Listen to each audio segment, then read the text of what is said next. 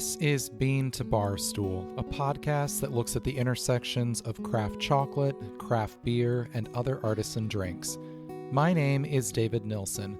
I'm a professional drinks writer, an advanced cicerone, the author of Pairing Beer and Chocolate, and the creator and host of this show. The music for this episode is by my dear friend, indie folk musician Anna P.S. You can find out more about Anna's music in the show notes or on annapsmusic.com. You can find links and information about our guests in the show notes as well. I hope you enjoy this episode of Bean to Barstool.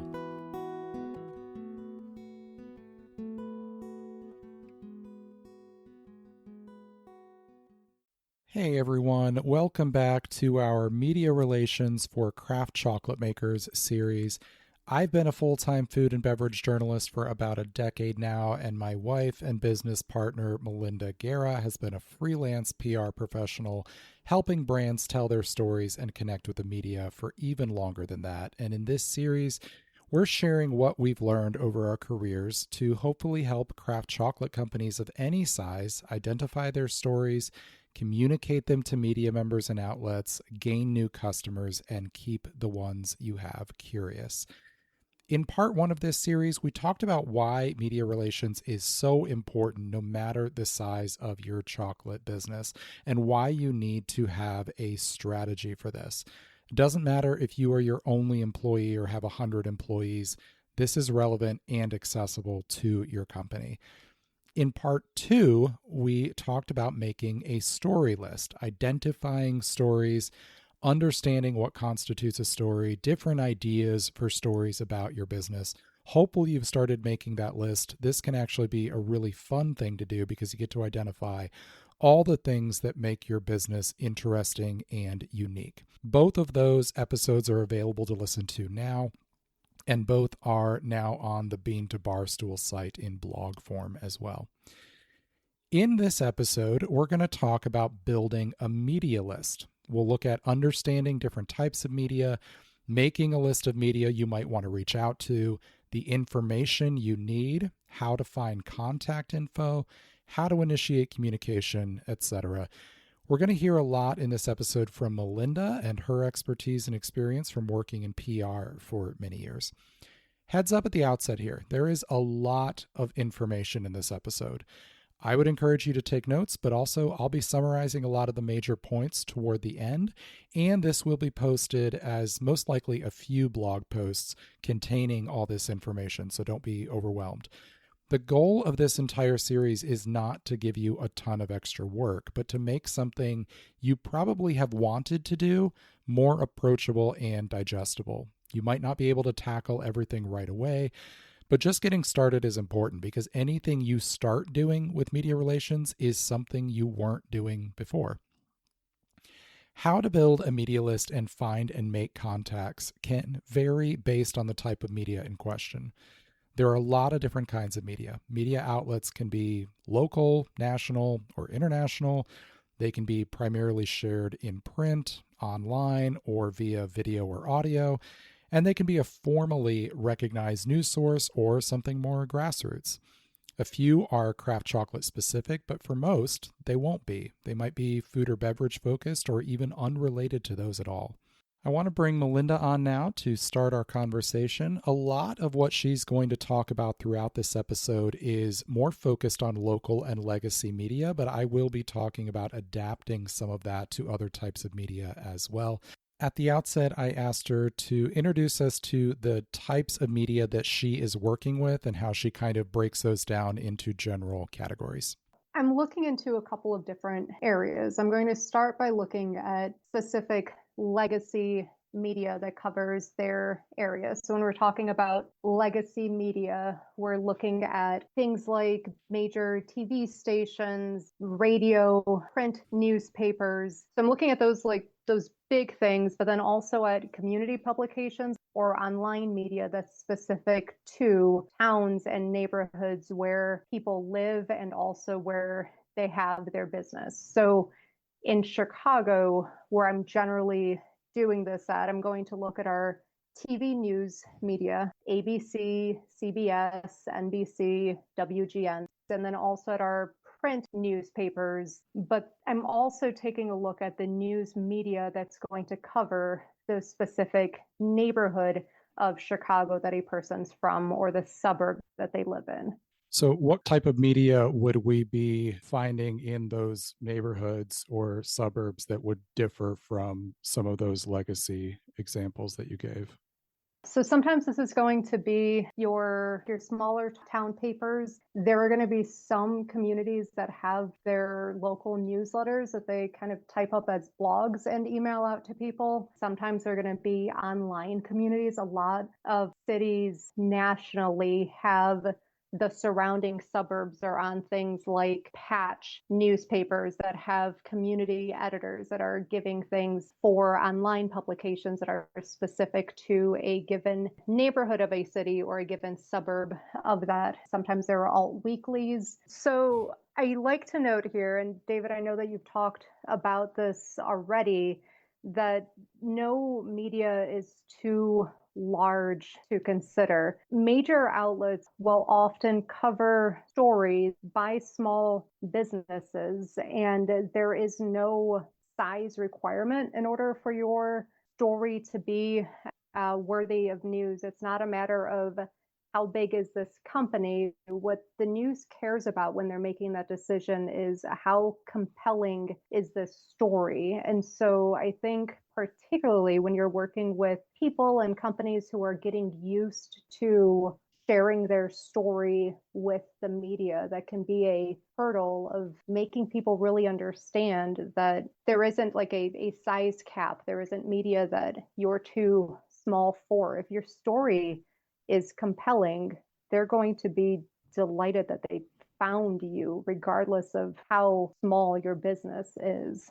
Next, I'm going to look at any specific industry press that might relate to their business or to the people involved. So for my real estate clients, I'm looking at affordable housing papers, at online publications that are going to cover real estate broadly. For clients who focus on things like beauty, I'm going to look at those publications. So what are the people that are in that industry already? What are the publications that they're getting their news from? If there's something that covers nonprofits and I'm working with a nonprofit, I'm going to take a look at publications that spotlight nonprofit work. If the individual that I'm profiling is from a minority group, there are often going to be publications that are specific to those demographics. And so taking a look at that, if this is something that they're open about sharing their stories of being an immigrant from this particular place, there are probably media that cover that community. So I want to take a look at those two. Then backing up and looking at potential story ideas. And I know that you've addressed some of this already, but I want to look at what are these story ideas that we have for a particular client, and then include potentially relevant media that would line up with that. So if I have a businesswoman who is in her 50s or 60s, and I know that I've got a magazine that spotlights women over 50, then I'm going to note that down because that's a potential place to pitch this client to. If their new product ties in with a historical or cultural or local figure, then I'm going to look for publications that have covered those kinds of individuals or publications that might cover those individuals. So that's where knowing what a client's potential story ideas are comes in handy, because usually once I've got a good handle on those, and there are more potential media outlets that I can add to an outreach list to get tailored to those specifics. So broadly within this, what we're looking at is legacy media, more local media that are going to be focused on a particular neighborhood, industry media, and then these other that's really going to come from those potential story ideas.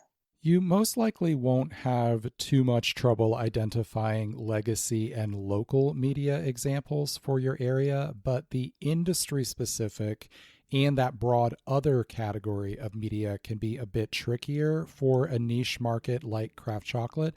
So I'm going to explain in just a little bit how to look at those sections as they pertain specifically to craft chocolate. I next asked Melinda to talk about how you go about identifying the specific media outlets and members that you should reach out to once you've had an understanding of those broad categories as she broke them down. We'll be right back.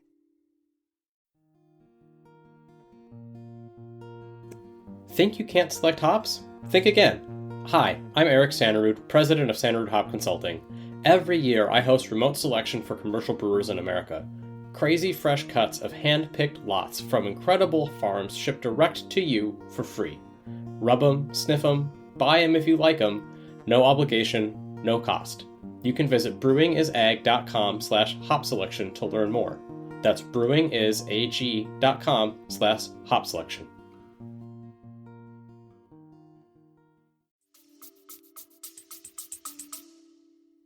That's a mix of spending a lot of time on the internet searching and reaching out to people who live or work in a given community. So when I'm talking with my clients, I'm going to ask them, like, that's an easy place to start.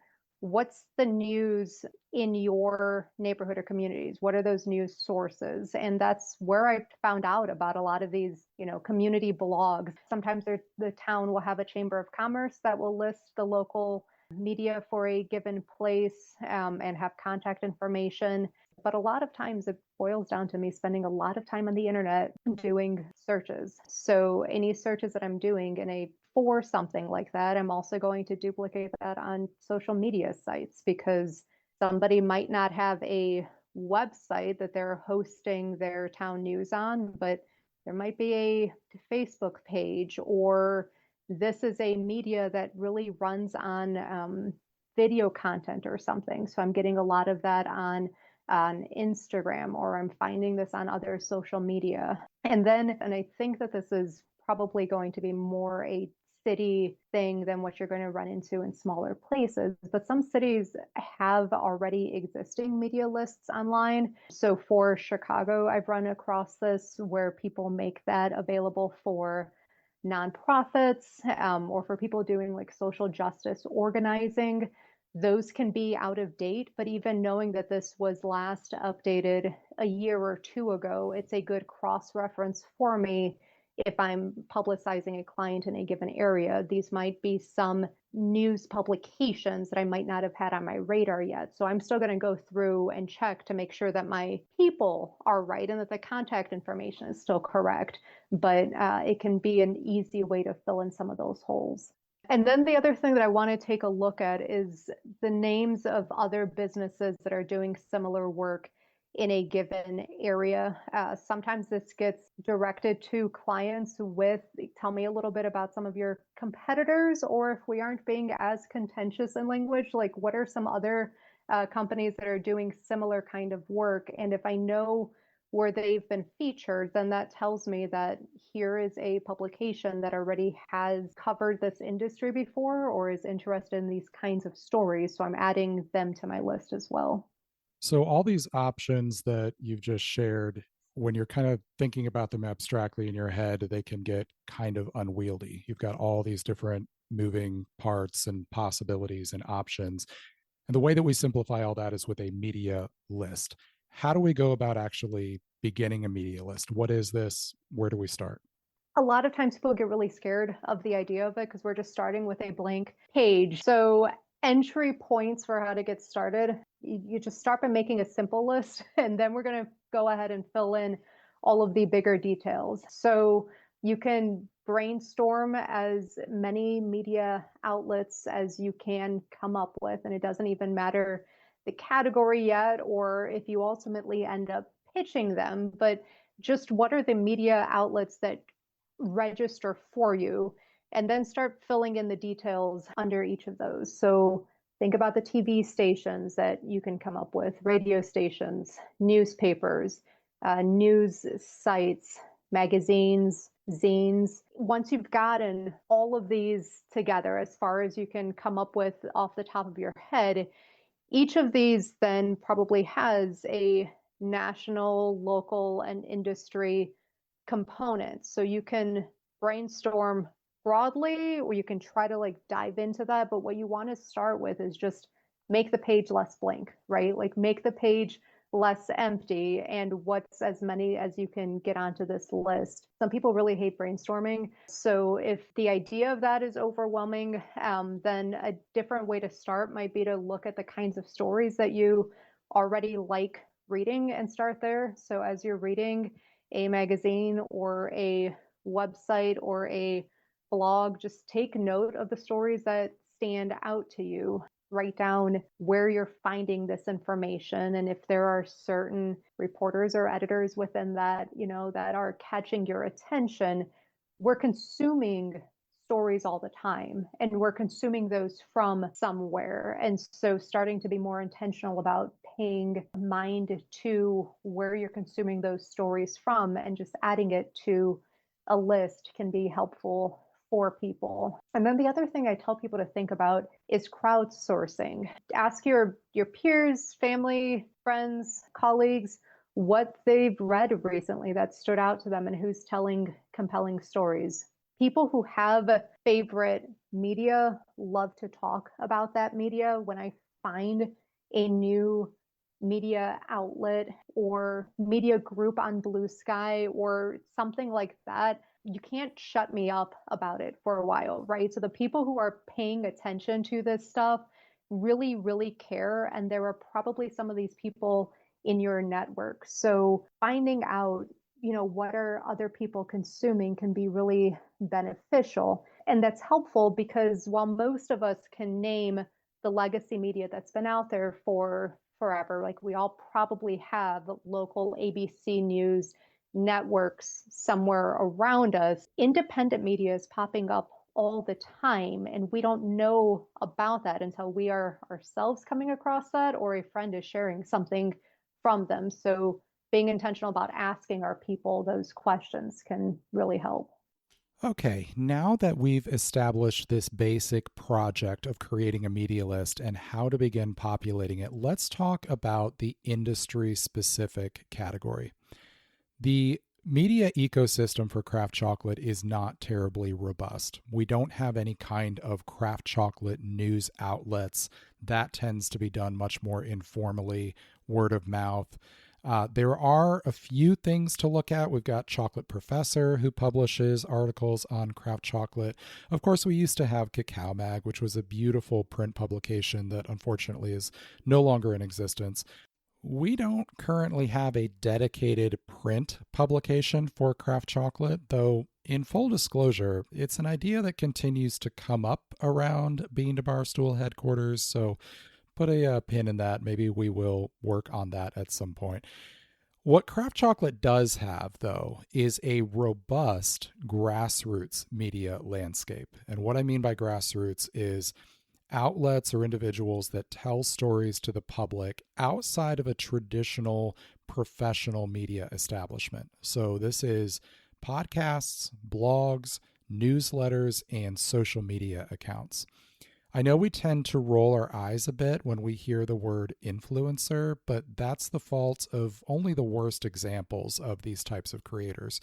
Craft chocolate has a lot of folks filling this type of role and is lucky to primarily have pretty conscientious people sharing stories rather than doing so in an exploitative, manipulative, or artificial way like the worst examples of influencers. Because the craft chocolate world is relatively small, it doesn't take a huge following to reach a pretty significant portion of the scene. Bean to Barstool's download stats and Instagram follower numbers aren't setting any records, but I'm consistently surprised when I'm at industry events to hear how many people are following along. So for the industry part of your media list, look at the podcasts, blogs, newsletters, and Instagram and Facebook accounts that are dedicated to sharing craft chocolate news and stories. Because besides being run by nice people you'll probably enjoy getting to know, those can be a really great place for getting a story out to an audience who is predisposed to caring about what you're doing. To start out, just add all of the examples you can think of or find to your list, and then you can check out their content. And if there are any that don't feel simpatico with what you're doing, you can always remove or just deprioritize those later. I would really encourage you to do this. When we're looking at media coverage, it can be easy to be seduced by the promise or illusion of big numbers when it comes to exposure. This magazine has a circulation of 100,000, or this TV station reaches a metro area of 2 million, or whatever. And you should pay attention to them, as we're discussing in this episode. Definitely pay attention to those outlets and use them for certain types of news stories. But for a small craft chocolate company, there can potentially be as much or more value to your business in 300 dedicated craft chocolate fans reading or hearing your story than 300,000 people in the broader public hearing or seeing that story. The next thing to look at is that vague other category Melinda mentioned. This is media that isn't dedicated to our industry and isn't necessarily local to you, but you could potentially have a story that fits for them. When you think back on the story list we talked about in the last episode, a lot of those ideas are for this kind of outlet. This is magazines and professional podcasts and websites and zines and whatever else that don't cover craft chocolate but might find your story or one of your stories compelling. These are primarily freelance-based publications in which journalists like myself are pitching stories. They aren't typically running off assignments, but off accepted pitches, which shifts the focus away from the outlet and onto the individual journalists and other media members who write for them as where you should be focusing your attention. In the case of craft chocolate, this creates an overlap between industry and other media, because while we don't have much in way of dedicated media outlets, we do have a number of freelance journalists who cover craft chocolate, usually among other food and beverage focuses. I'm in this category.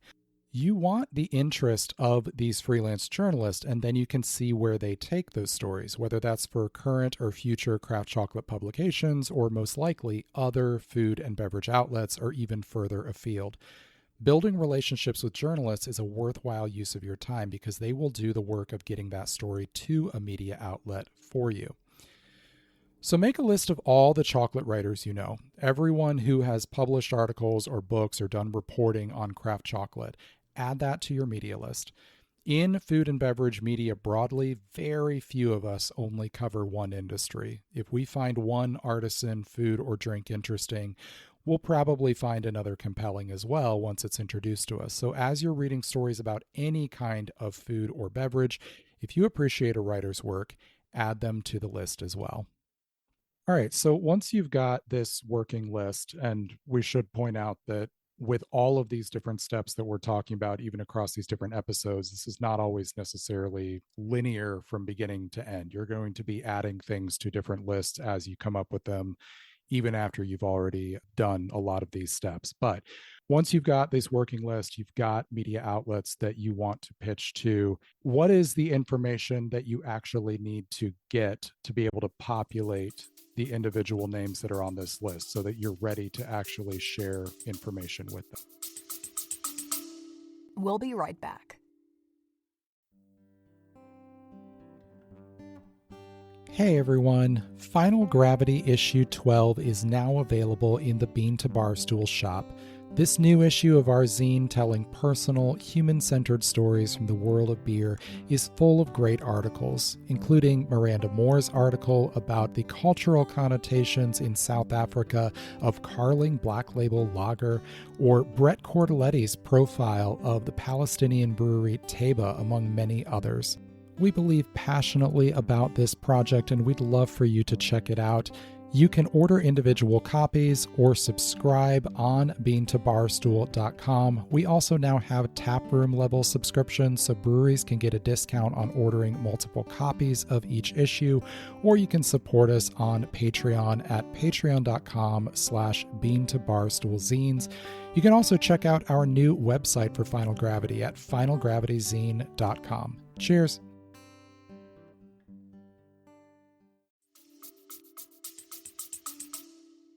Yeah, so what's going to be most helpful? We want to have the media outlet name and then note contact names and roles. So if you're reading a story and you're reading that byline, it's going to tell you that Joe Smith is a staff journalist or is the editor or is the producer on this story. So you're going to want to note their name and also their title, their beat or story type. And we'll get into this a little bit more later, but you want to make sure that you're pitching people stories that they're actually covering.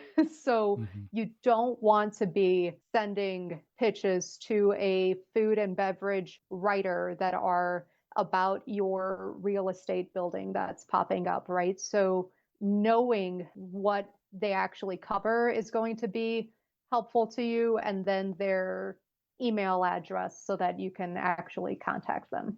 Yeah, and I will say on that beat and story type, while that is definitely very important, and I'll talk about some negative examples of that from my perspective as a journalist later on, that this isn't always as cut and dried as it looks. So you might have a story to pitch to a journalist or media outlet, and you look and they have never covered craft chocolate in their life. That doesn't mean that that person is necessarily not going to be interested in your story. You need to think a little bit deeper about what are the stories they're telling actually about. Are they about local small business? Are they about food or agriculture broadly? So even if you're not seeing the specifics of your business in their existing work, look a little bit more broadly at like what are the stories they're actually telling under the surface, not just what is the one sentence summary of the actual content of that story. Yeah, that's a really good point.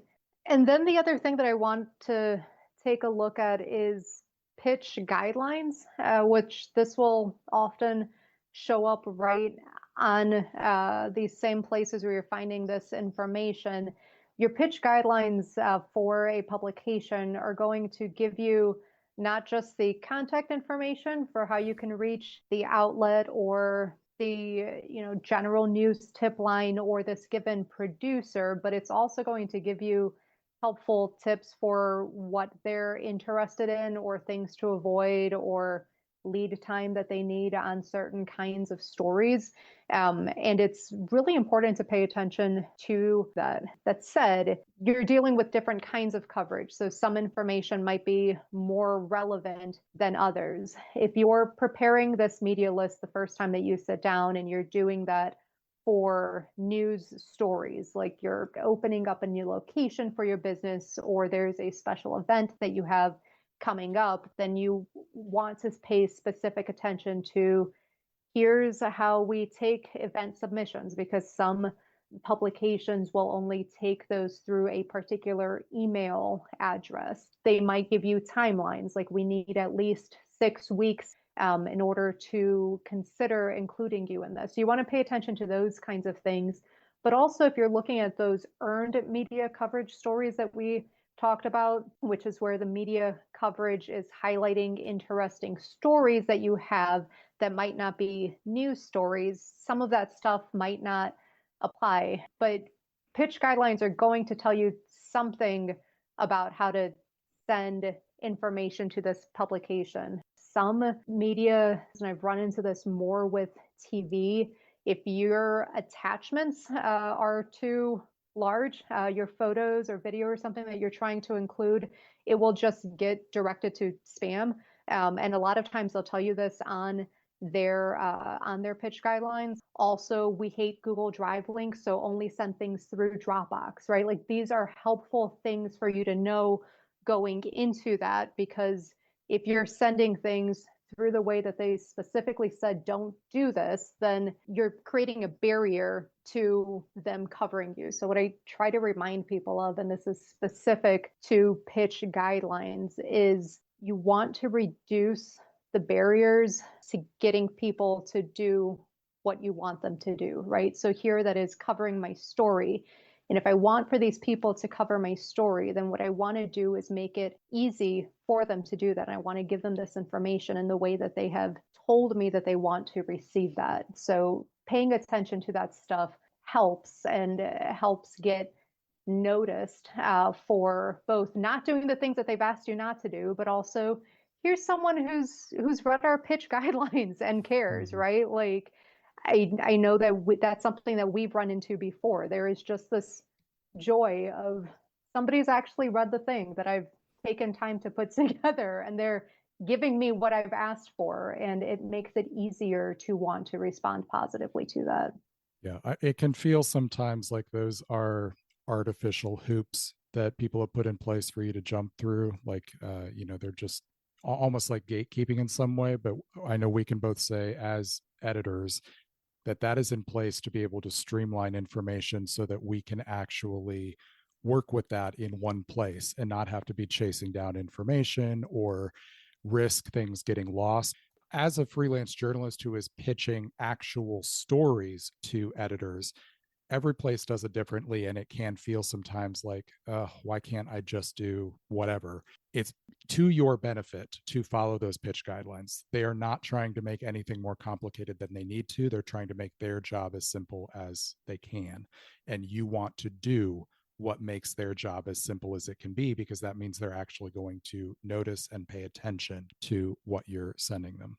Yeah. The other piece here that I have started paying attention to over, I don't know, the last 5 or 6 years is to socials for professional journalists, especially as so many are freelancing. A lot of professional journalists just have that contact info easy for them to find on social media, whether their socials, sometimes like they'll say DM me pitches. Sometimes their social bios will say, here is who I am writing for, here is how to send me pitches. Like they're giving you that information right there.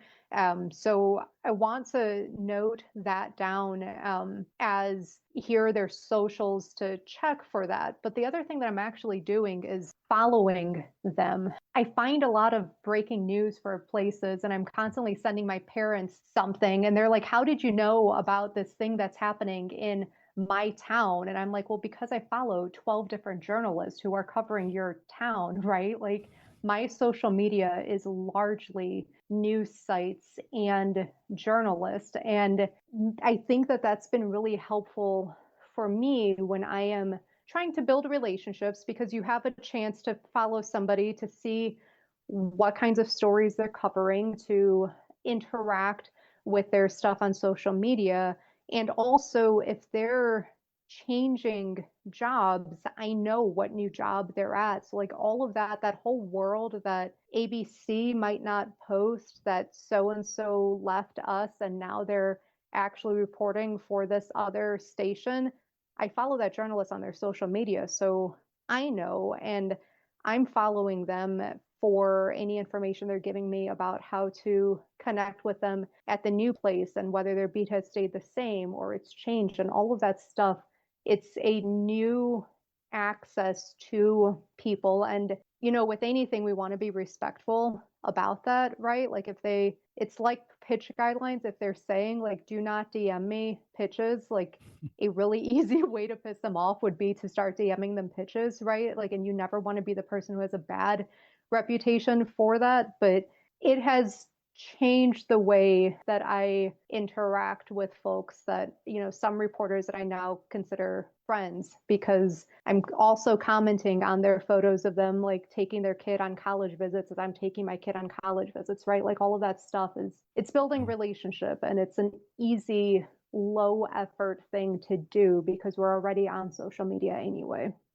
Yeah, and I think it might sound odd for us to say that this is new, because obviously we've all been using social media for 1 or 2 decades, but it is more recent to be able to look at professional communication in what has been viewed as an informal setting as perfectly legitimate. And I think that's what is maybe new to the last 5 to 10 years, is that where at one point social media communication was kind of the bottom of the pyramid, and then like a tier up in professionalism was email or phone. Now, yeah, you can send DMs, and that is a perfectly acceptable form of professional communication, provided that the person has not specifically said don't DM me or don't, whatever. But as a journalist, I never mind when somebody is reaching out through social media DMs to let me know about something in the industry that I'm covering. One thing to note specifically here, I know a lot of us have mixed feelings about LinkedIn, specifically because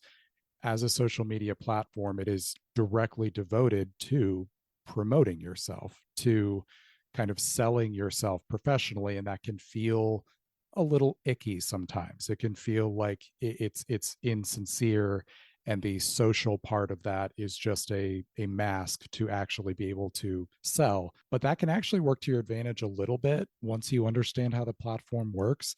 The fact that that is why people are on LinkedIn removes any of that need to be concerned about the appropriateness of promoting yourself and sharing what you have to share. This is why people are on LinkedIn, so it can be a really great place to, connect to journalists or people in the media, and then be able to reach out and say, hey, this is what I do, this is what I sell, this is what I make. Happy to be a source if a story ever fits for that or whatever. And you can use LinkedIn for that without feeling quite as icky as that might feel to do right off the bat on Instagram or Facebook or Blue Sky or whatever it might be. So LinkedIn isn't most people's favorite social media platform, but it can be a really good asset here because it is specifically where people are going professionally to do this kind of stuff. Yeah, and I related to that. Sometimes when I'm looking for contact information for a journalist to see where they have landed after my last email for them has bounced back, LinkedIn is often one of those early places that I go to because they might not have updated their Instagram with that information yet, but LinkedIn may well have been part of their job search. And so they are wanting for all of those professional connections to know immediately on LinkedIn that this is where they've changed their job to. And so a lot of times what I'm seeing there is I don't have my email address set up yet, but in 1 month I'm going to be covering this beat at such and such publication. And so I can immediately like put that onto my calendar to make a point to go back and check LinkedIn. Yeah, so you talked about following on social media as a great way to familiarize yourself with the types of things that different media individuals are covering. And you talked about the fact that you've been able to build some friendships this way. I think this can work in that other direction as well, of this being social media being an easy way to break the ice, even if your intent is to directly pitch a story. Commenting on things that they're sharing on social media is a good way to make them familiar with you in a very non-confrontational way before that very first time that you're actually sending them something with a purpose.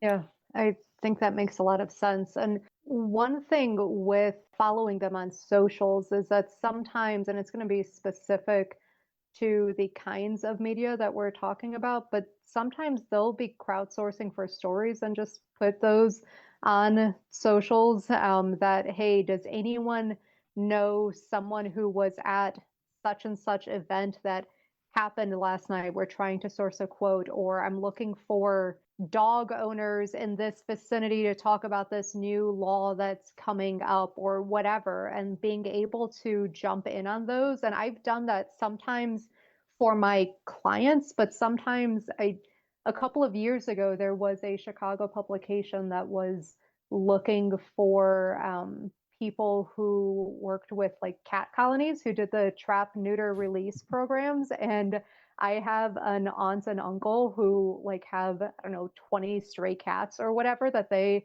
tend to around their home in this way. And so I sent them a text like, hey, can I pitch you for this story? And I did, and the reporter connected with them. So I got my family like, in the news, and it was fun. And I only knew about that because I was already following this publication online, but that created now a rapport with this reporter that I had never worked with before because she had a need.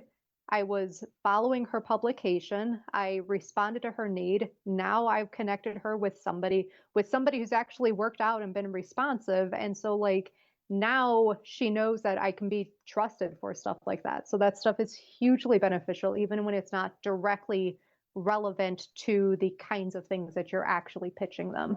Yeah, and as a journalist, I do this all the time. We're going to talk in an upcoming episode about how, especially looking at that earned media coverage that we've talked about, how some of those stories come together. And it's usually not a single subject focus where you're profiling one place most of the time. A lot of stories are going to involve multiple sources. So you get different perspectives and different examples, which means there's multiple opportunities for businesses or individuals to become sources who can be quoted in that. So when I'm putting together a story, I might have a couple of those, but I know that I'm missing a few pieces or I need a few more examples. So I'll put out a call on my Instagram stories, on Blue Sky, on LinkedIn, being very specific about what I'm looking for and direct people to contact me if they have that information. And I've picked up sources that way that I never knew about before. So even on Being to Barstool on the Instagram there, I have put out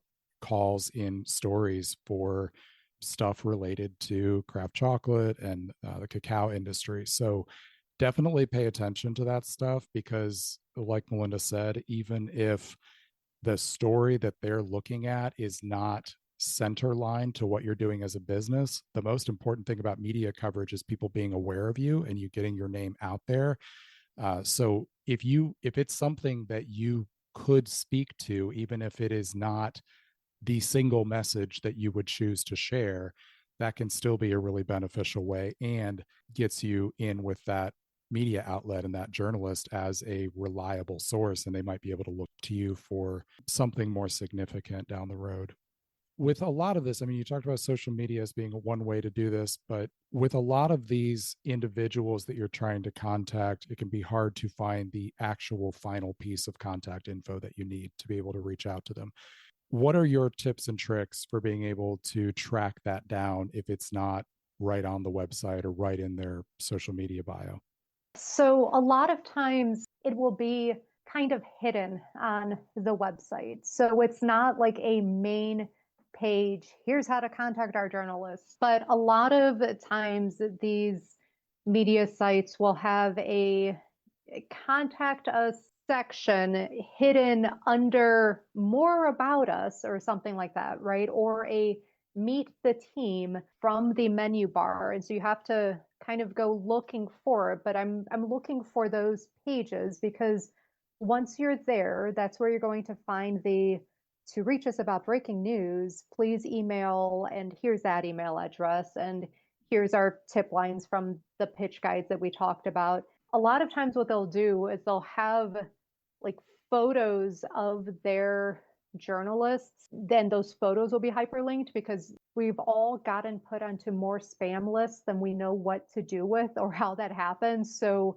a lot of places have gotten more cagey about just putting a long list of like, here are easy ways to just copy and paste these emails into there. So sometimes they'll have like a meet our team and we'll have the photos or the names of their reporters, and those will be hyperlinked.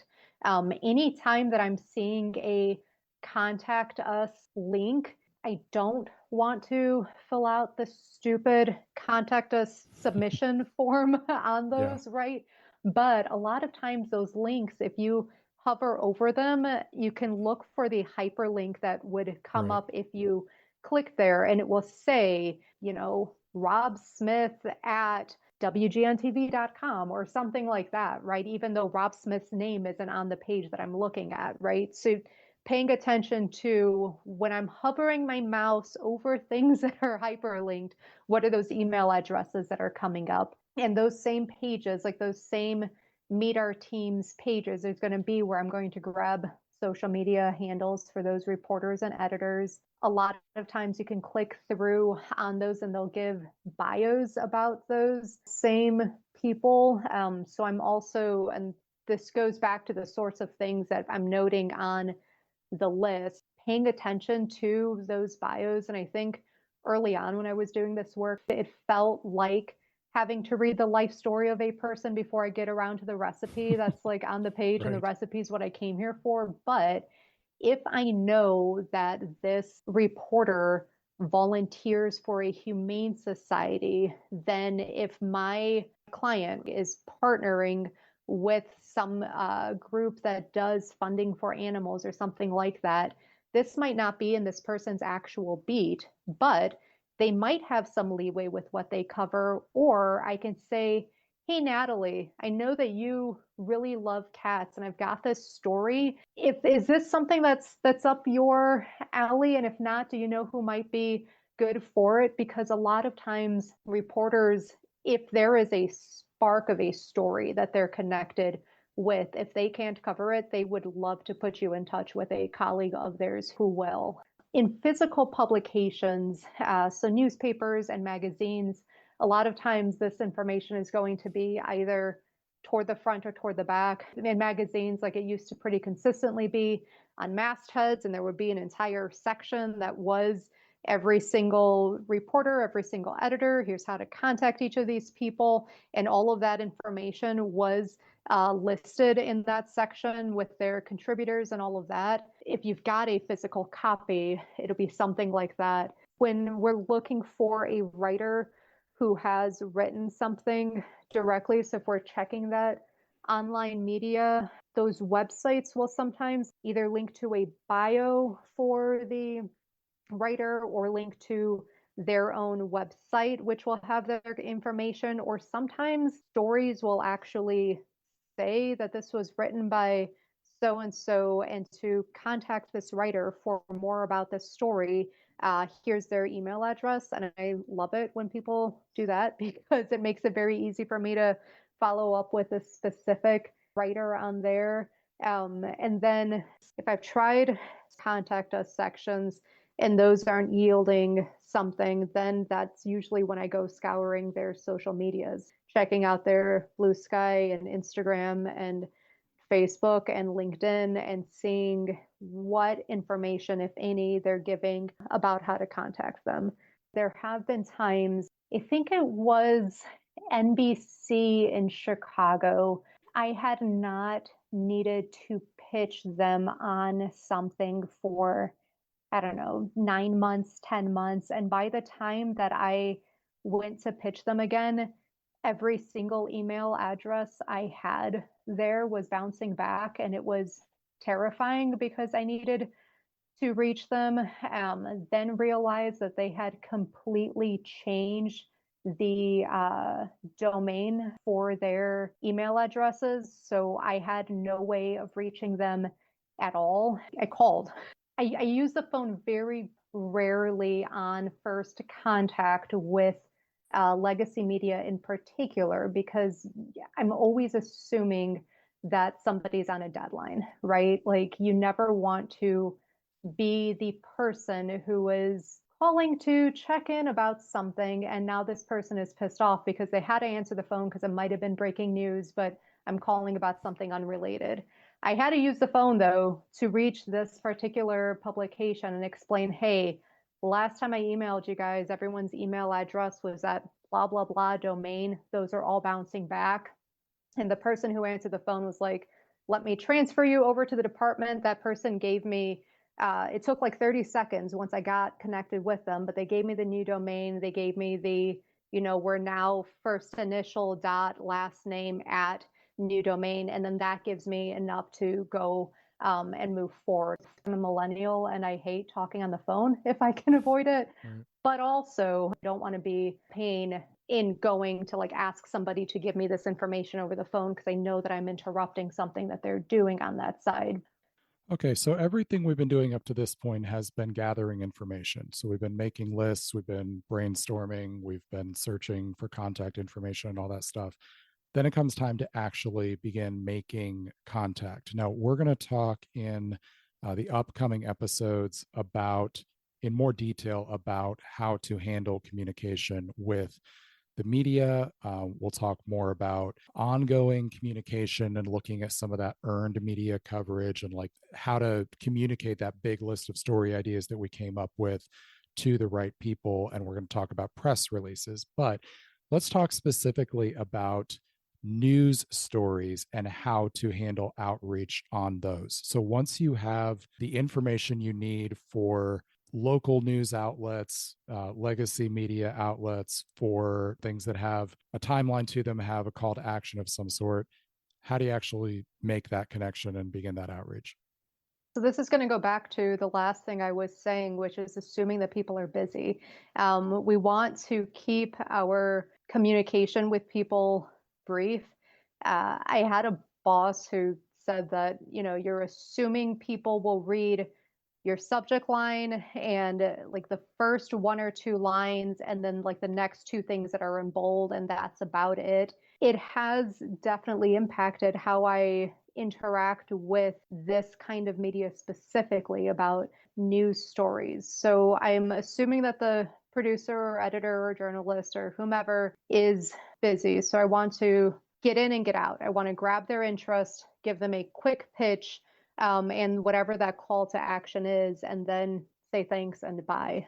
So I'm going to say hi, briefly mention a recent story of theirs that I've actually read and liked. And then I'm going to go into whatever it is that I want to share. So I've got this interesting event or partnership or news piece that's going on, and I think it might be up your alley because blank.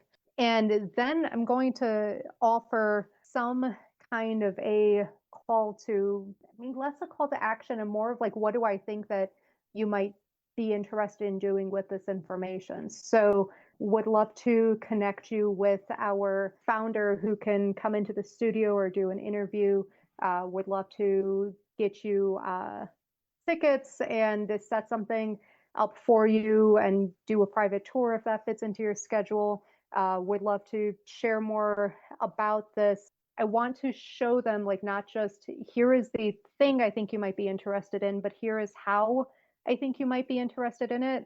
Let me know if that works for you. Hope to talk soon. Thanks.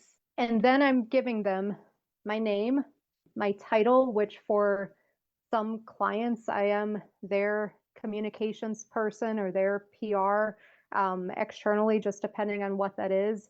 My email address, even though they are getting this from my email, I'm also always including that because sometimes people are printing these off or wanting something easy to copy and paste. So including that as your signature line is easy.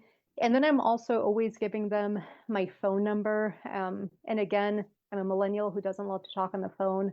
But if I am grabbing the interest of a media person, then I want to be available by phone because, again, I want to reduce the barriers that would exist between them covering my story, right? Like in me, I want to make that as easy of a follow through as possible. So once I send one of these emails, I am making sure that my phone and that my ringer's on, that my emails, I'm getting immediate notifications when I get emailed. Like I'm paying more attention to my phone in the 72 hours after I've sent this kind of outreach, more attention to it than I usually do, because if media is going to respond to me, I need for my response to be immediate back to them. So I try to keep that down to like an hour between when they're responding to that and they're getting a response back from me, because I don't want to potentially lose a story if I do catch their interest. And I think that this can be a sharp adjustment specifically for folks who are working in artisan food and beverage, because everybody's kind of broadly a part of like a slow food type of concept, and you've sent this communication out and you're kind of now done with it in your head for a little bit, and you're going to get back to whatever the actual work is that you're doing. You don't want to have wasted that time because now this person has tried to get back with you. You waited 24 hours to respond to that, and that ship has sailed now. And now all that work you put into it is wasted, and you've potentially soured a relationship where they gave you a chance and you didn't come through on it. It is kind of frustrating to have to suddenly make yourself available like that, but you want to maximize the value of the time you've already spent and just make sure that you can get notifications. It might not happen, but you want to be available if it is, because they are working on usually a much shorter turnover and deadline system than you may be working on in food or beverage. Yeah. So then the only other thing that for me goes under that signature block, and this is going to not be always, but sometimes it might be appropriate to include a press release beneath that message. So if I've got an event coming up, I'm going to have the specifics of the who, what, where, when, why. Like I'm going to include all of that information, and here are the dates, and here's all of that stuff. I don't want to muddy my initial outreach with that though, right? So this is going to be more information after my signature line. Hope to connect on this, right? And then that information is going to go underneath my signature line. Like basically what I want is for them to see from my hello through my signature line should just like fit on one page. Like they should be able to see that when they're opening that up. Like I don't want for them to have to scroll through paragraphs to figure out what that important content is. Yeah, that's great. Yeah, we're going to spend the entire next episode doing a deep dive on press releases, how to format them, when to use them, what the rules are for all of that. So if that seemed kind of brushed over, we are going to dive into that in much more detail for the next episode. All right, so what are some other things to keep in mind when we're making that kind of outreach? We want to hook them. Like you need to catch their attention. This really goes back to brevity. And what I tell people is that you need to answer the very blunt question, why should they care? And I get that from a boss of mine when she would scan a press release from a client that we were working with, or was listening to a client explain the things that they thought were important. Her attention span for that was very, very short. And so she would inevitably interrupt that conversation very quickly to ask, but why should I care? Which comes across kind of rudely and blunt, but it got to the point. They were paying us to care and losing her attention that quickly. And we don't have that benefit with the media. So learning how to take this idea and figure out why should this person care? I think that can be really beneficial for ourselves when we're figuring out what are my story, what is my identity, what are the things that I'm conveying and why, and like what makes it unique. Like if we're starting a business or creating a product or doing something and putting in all of the investment of time and labor and money and all of that, it's because we really deeply cared about something, right? If we're going to go through all of that work. And so finding that like spark in these communications, and it doesn't mean that you like give them your entire life story or any of that, like when you're doing that, but like we want for them to be excited and want to find the thing that they actually care about. So trying to figure out what that is and making that the focus of what I'm sending to them. Yeah, and I think ironically, the fact that we care deeply about something can actually make it difficult for us to understand what would make this interesting to another person. Like, especially if you're running a business like craft chocolate, where this is something you're deeply passionate about, you are always going to be able to talk about this thing for longer than most other people are going to want to pay attention to it. And that's just the nature of being passionate about something. So you need to be able to think about what are the simplest things about this that would make somebody else care. This is not the time for diving into that deep, long story. It is like, what are the simplest things about this that would get somebody's attention that they might not know that would make them care? Yeah, it's hard, but good, right? And necessary. Paying attention. And, this goes back to what we talked about earlier, paying attention to people's beat before we're pitching them. And to the point that you made on that, like it doesn't mean that specifically they have to have covered the minutia of what we're talking about, but knowing what they cover so you're not sending them something wildly off base. Avoiding AI. If you don't care enough to share this yourself? Like, why should somebody else share it for you? One thing that I ran into recently with a client, and I loved it because it kind of underscored a point that I've been trying to make with them about AI. I was trying to email something that included a photo that they had provided to me. And so before I send this email to the media, I'm going to like set it up with this photo embedded. So I send it to myself first as a test email. When I got that email back, I got a flag that popped up that said, warning, some of this content in this image like has been flagged for AI. So immediately, and I wasn't looking for that information, right? But immediately my email server is alerting me that there's AI in this. Now I know that I, as a publicist, can't share this photo and what I send to the media because they're going to get that. And that's going to impact not only how they feel about my client, but I'm also putting my own reputation on the line too, right? So I had to go through this to like find other imagery. But whether you're creating something visual or writing something, do it yourself. Professionals are aware of that when you don't. What we call PR speak, like avoiding PR speak, it might be more descriptively explained as hyperbole or that overly enthusiastic talk, that this has never been done before. When you're talking to the media, and I know that we're saying to answer why they should care, do that without making it seem like you're selling them a product, right? Like we're all sensitive to being advertised at day in and day out.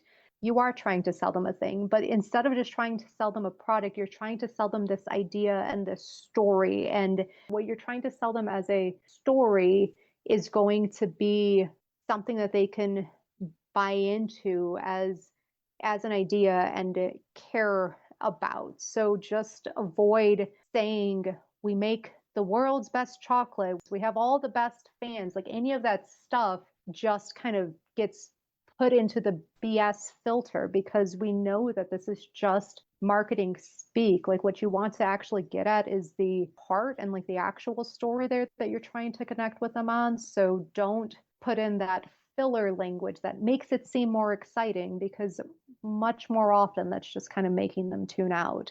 I get so many press releases every day, and it doesn't make me immediately discard the story idea. But when I see that kind of language in either a press release or just an email pitch from a PR company or a direct producer, I know that I can't take at face value anything in there. So it might be worth pursuing as a story, but I'm going to have to do more digging to be able to verify anything that's in that. If you're using phrases that can't possibly be true. We have the world's best fans. Well, you should love your fans, and we're glad your fans love you, but that's a meaningless statement that you can't verify that. Just avoid it altogether. It might sound like you're hyping yourself, but it's actually just making it read kind of artificial and unreliable. Yeah. And then the other thing, it takes more time, but I am a big believer in sending out personalized individual emails to specific people. Now, a lot of that might be copied and pasted. If I am trying to reach 10 different journalists about the same event, some of that, that content of that email is going to be different, but I'm going to say, hey, David, really loved the piece from last week about X, Y, and Z, or saw that you took your daughter to college last week, like, woohoo, congrats. I'm going to have something personal in there and then put in, here's everything else that's been copied and pasted from what I'm basically sending to all these news outlets. I think that we pay more attention to it and it's easier and all of that. If you are in a situation though where you have to send out a mass press release or email communication of some kind to people, make sure that you're BCCing people instead of just sending it all to you and 50 of your competitors in the news media, right? Like 50 other stations that I'm sending this to. Media understands that they aren't always getting an exclusive story. But boy, are you muddying things when you are just letting them see every single other person that this is getting blasted to. And when they know that, okay, I am one of 4 morning producers, and they've also sent this to the other 3 morning producers on this team. So I'm interested in engaging with this because I don't know, somebody else maybe they're interested in, they might engage in it. So like if they see their peers on it, even from the same station, there can be less of a call to action like for themselves of actually interacting with the piece, because there's an assumption that, well, maybe that's somebody else's labor. But if they're also saying that you're sending it to all of the other news stations, then well, cool, maybe that's not mine to have to deal with. So if you have to do it, make sure you're putting them on a BCC. But when you have the time, when you have the ability to make the time, doing those personalized individual emails to people is helpful in relationship. Okay, so that was a lot of information. Again, this will be going on the Bean to Barstool blog, probably in a couple parts, but still, it can sound overwhelming just hearing all those details. So let's summarize what we really need to do. The homework for this episode is making a media list. So you're going to get out a notebook or open a Google Doc or wherever you make your list and take notes, and then just begin thinking of media outlets and individuals to add to it. This can include legacy media and local media, and there's some overlap there usually, and then places that are more focused on earned media coverage, which could be focused on craft chocolate or not.